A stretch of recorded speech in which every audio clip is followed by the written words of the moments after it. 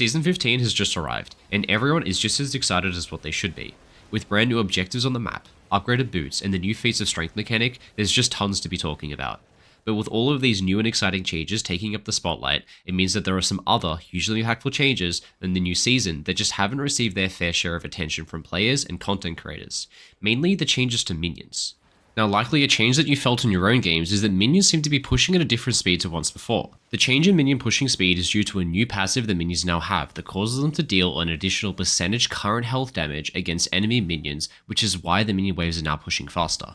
But by how much is the question? Now, the only attempt I've seen to have this answered is in a YouTube short posted by the pro team BDS, in which they say minions now push 10% faster. But I think the actual amount is considerably higher. If you look at the first wave of the game, where the minions are hard-coded to always act in the same way without champion intervention, it used to take 16 seconds of fighting for all 6 melee minions to die. But this now happens in just 12 seconds, meaning the creeps are killing each other an entire 25% faster as a result of these changes. Simply put, early minion waves push faster. This has a huge impact on your early laning phase and on your wave control that you've probably felt in your games that you've played. And I haven't even mentioned the biggest change of all yet, being that Cannon minion waves now arrive on wave 4 instead of wave 3, with all other Canyon minions for the rest of the game being pushed back by 1 as well, disrupting some of the most famous timers that we've all come to know and love. So if you want to find out all the insane waves that these minion changes will change your early laning, find out the huge impact that this is likely going to have on the pro scene and how it's going to impact them, and learn the type of things that your solo queue opponents will for sure have no idea about unless they've watched this video. If so, you're in the right place. My name's Rogue and I played League of Legends professionally for 7 years. Now I'm a full-time content creator and coach for all ranks, Iron through to Challenger. So if you want more information of what a coaching session with me will look like, you can find more information by following the link in the video description below.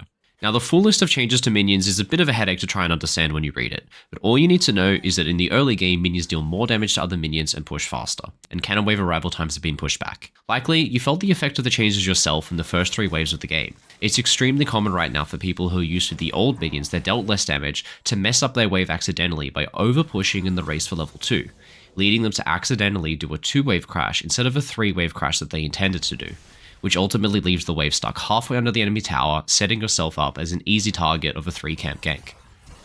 I have here a clip taken from a video off my channel filmed just before the patch. In this clip, I start off by auto-attacking the range creep 6 times, splitting my damage amongst them. But from this point on, I stop damaging the wave and only last hitting minions, allowing the wave to stack up. Now we're going to fast forward just a little bit up until wave number 3. By this point, I've managed to stack up a 3-wave crash comprised of 11 minions that crashes into the enemy bot tower at 2 minutes 50 on the game clock. Now let's compare this to the current patch. Here I replicate the exact same situation by doing the same 6 auto attacks, but the first thing you'll notice is that I miss out on the melee minions before I'm able to do those 6 auto attacks on the range creeps.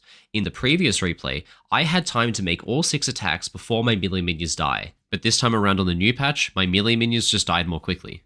Now replicating again the last replay, I from this point onwards only last hit minions, allowing the wave to stack up. But here's where you get the really big difference that the patch made. Despite replicating the first clip perfectly, I this time end up with a awkward 2-wave crash of just 7 minions that hits the enemy tower at 2 minutes and 30 seconds, an entire 30 seconds and 1 wave faster than it did on the previous patch. Simply put, in order to 3-wave crash now, you need to drastically slow down the speed that you push in, or at least allow your opponent to kill off some of your minions to compensate. But why would you still want to aim for a 3-wave crash now anyway, since it's so hard to pull off? Well, there are many reasons for why you would and why you wouldn't, but in a few ways, the 3-wave crash has been made stronger because of these changes. Primarily because of the change in the arrival time of the first cannon wave of the game, which now arrives on wave 4 of the game instead of wave 3, meaning that if you do a 3-wave crash, then the following wave on the bounce will be a cannon wave. What you need to know is that cannon waves push extremely fast. 1 cannon creep has more pushing power than 3 caster minions combined, so when you form a slow push that starts on a cannon wave, it will actually push back much more quickly than if you started that slow push on a wave without a cannon minion. You can see this happening with the clip I'm playing in the background right now as we watch a slow push that started on the wave 4 cannon wave, and as you can see, without an enemy champion around last hitting creeps that would further speed up this wave crash, this still crashes into my tower with just 2 stacked waves, taking only 42 seconds from the arrival of the first wave until the tower shoots an enemy minion. In this next example though, I instead crash wave 2 of the game, which causes the slow push to start on wave 3, which is a non-cannon wave, and as you'll soon see, the wave stays closer to my opponent's tower for much longer here. stacking for far longer and allowing it to become much bigger, as this time around it has time for a third minion wave to join in. From tower to tower, this time it took 1 minute and 23 seconds. By forcing your opponent's bounce to start on a cannon wave, which is what you are now doing with the 3-wave crash, you are creating a safer lane environment for yourself by speeding up the rate in which the wave comes back to you. This is the positioning of the wave 40 seconds after the bounce started on a cannon wave. And this is the positioning of the wave 40 seconds after the bounce started on a non-cannon wave. Now imagine you're the blue team's top laner. Which wave would you feel more safe walking up to take? Now in this video and on all the others on my channel, I teach some pretty cool stuff about the game, and I'm pretty sure like most players watching League content on YouTube, you probably want a chance to put everything you learn into action in the way that League was meant to be played, as a team game. Well, this is where I'd like to introduce you to a website with a product that I'm actually a huge supporter of. This is CurryGG. With CurryGG, you essentially sign up for free as a player or as a team, and from there you can find other players to recruit and team up with, or teams that are looking to fill a spot on their roster that maybe you can fill. And the search function comes loaded with filters that you can use as well. For example, I can say that I want to join a team between Diamond and Challenger that speaks English on the EUS server. And now when I apply filters, I'm going to get matched with all of the players that match that criteria, or teams if that's what I'm looking for instead. To give you a little bit more incentive to sign up, I'm even doing a giveaway as well. One individual player and one entire team that signs up using my affiliate link will win a coaching session with me. And remember, it's completely free to sign up as well. So head on down to the video description or to the pinned comment below for my affiliate link. And who knows, maybe you can even win a coaching session with yours truly. Now let's get back to the League of Legends, because there's still one more new benefit to doing a 3-wave crash that I want to discuss before I change the subject to talk about some other strategies that these changes bring. 3-wave crashes have been buffed as a strategy when you yourself are playing a ranged champion against a melee lane opponent. But in order to make use of this buff, you have to be playing at an extremely high level of play. Now what we have in front of us is a matchup just like this. Jace vs Mbessa, a range vs melee matchup.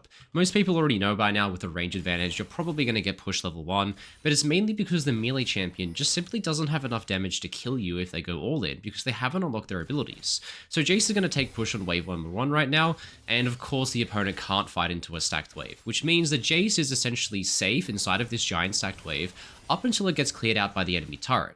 Now Jace is doing a 3-wave crash here, which is the standard that I'm trying to push people to do, but here comes the first point of contention. That wave just got cleared out by that turret, and things are different now.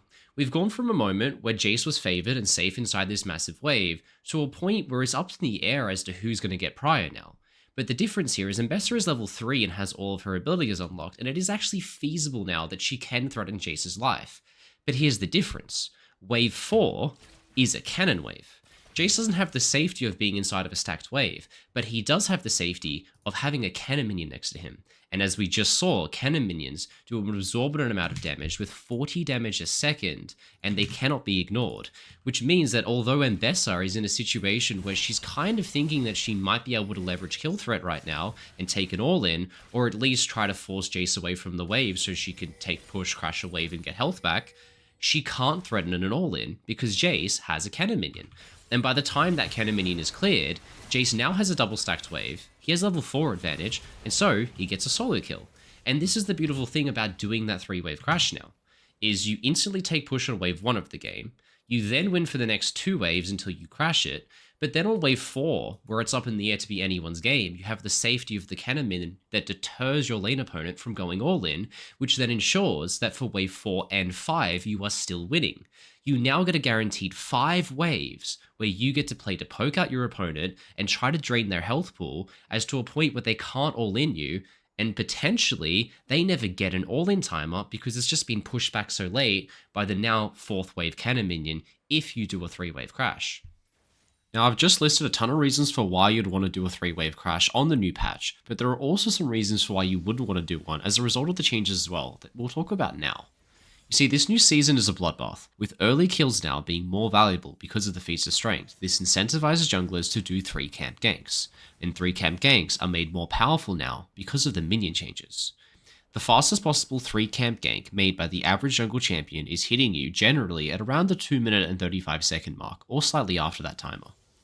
At this timer, you will be midway through wave 3 of the game, which as you know, used to be a cannon wave, but as of season 15, it isn't anymore.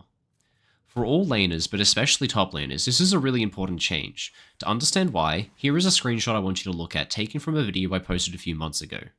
This screenshot was taken at the 2-minute and 40-second mark, the typical timer that a 3-camp gank would hit. Take note that Fiora is currently standing inside of a triple stacked wave of 10 of her own minions, including a cannon minion. Also note that she is level 3 while her lane opponent Camille is only level 2. Historically, top laners didn't have to ward against 3-camp ganks, as long as they defended their minion wave early, as with the lane save like this, they could usually win the gank 1v2, at least trading a kill 1-for-1. Now that there's no cannon minion on this wave though, it just makes those 3-camp ganks the junglers are incentivized to do much easier to execute. Now the solution to this is actually pretty obvious. Just do a 2-wave crash. Crashing second wave crashes at around about 2 minutes 20 in game, which gives you time to go place a ward about 15 to 20 seconds before a 3-camp gank will hit. But what's very important about doing a 2-wave crash now is that you need to crash the second wave as soon as it arrives. So here is the second wave, and look at the little mistake that our little Jinx player here makes. She's not killing the wave quickly, and that ends up being a problem because it takes her over 20 seconds to crash the wave, which means that the following enemy wave out of base now gets caught on our minions. And this is a really bad thing because of that, our creeps are going to walk up and this wave is going to settle in a very dangerous area just in front of their tower. And this is what a lot of people are doing now. They're aiming for 3-wave crashes, but accidentally doing late 2-wave crashes, which stalls the wave out in front of the enemy tower, and leads to situations like this one, where you just donate that feat of strength and that early first blood to the enemy jungler. The 2-wave crash is especially good to do now on bot lane with long-range ADCs like Caitlyn or Tristana that want to try and get early turret plays, which we can see happening here. So I clear out this first wave so that when the second wave arrives, I can immediately start damaging it. But contrary to what we saw in the last one, I'm going to sink all of my damage into this wave as fast as I can to ensure that it crashes quickly and get cleared out by the enemy turret. So right now, we're about 20 seconds out from the 3-camp gank timer. The wave crashes, I can go place a ward. But the difference here is I crashed this wave so quickly that all of the minions die before the next enemy wave arrives. So instead of the wave getting caught and ending up close to the enemy's tower, it resets back to the center of the lane, from where I can stack it up safely without being in danger of getting ganked, and I have the space to stack it up with now wave number 4. Crashing wave number 3 now doesn't get you much tower damage like it used to because you need to be using the cannon wave. But with this, I can crash the first 2 waves, get a ward to make myself safe, reset the wave to the center, and now stack waves 3 and 4. So I'm crashing a double stacked wave with a cannon minion into the opponent's tower with a ward that makes me safe, where I can now focus on getting that early turret plate with the safety of a ward and a cannon minion to help back it up. The biggest takeaway here by far is that the common mistake of taking too long to crash wave number 2 is just an easy way to get your wave stuck far up in the lane close to the enemy's tower, where you're essentially handing them a slow push to use against you. Or even worse, an easy solo kill or a gank setup with all of the space that there now is behind you for them to chase you down with. Instead, focus on nuking that second wave and making it crash as quickly as possible. This allows the tower to clear it out quickly, resetting the wave back to the center of the lane where it's safer for you and you can recontest, which in the case of bot lane also gives you the space to stack it up with the now wave 4 cannon to get those juicy turret plates you just don't get anymore from a 3-wave crash. So just to summarize everything from this video, just be aware that your minions are pushing faster now, about 25% faster or so. So if you're ever unsure if you can stack up your wave for just one more wave, the answer is probably no and you should just crash it now. So instead, get that wave reset, get a ward, and preserve your team's mental by not donating a kill and that early feat of strength. Now, just a final reminder that there's both an individual and a team coaching session with myself up for grabs, and to enter, it's super easy. You just have to sign up for free to CurryGG using the link in the video description below or in the pinned comment, and if you do win, I'll get in touch with you. And as always, have a great day, guys.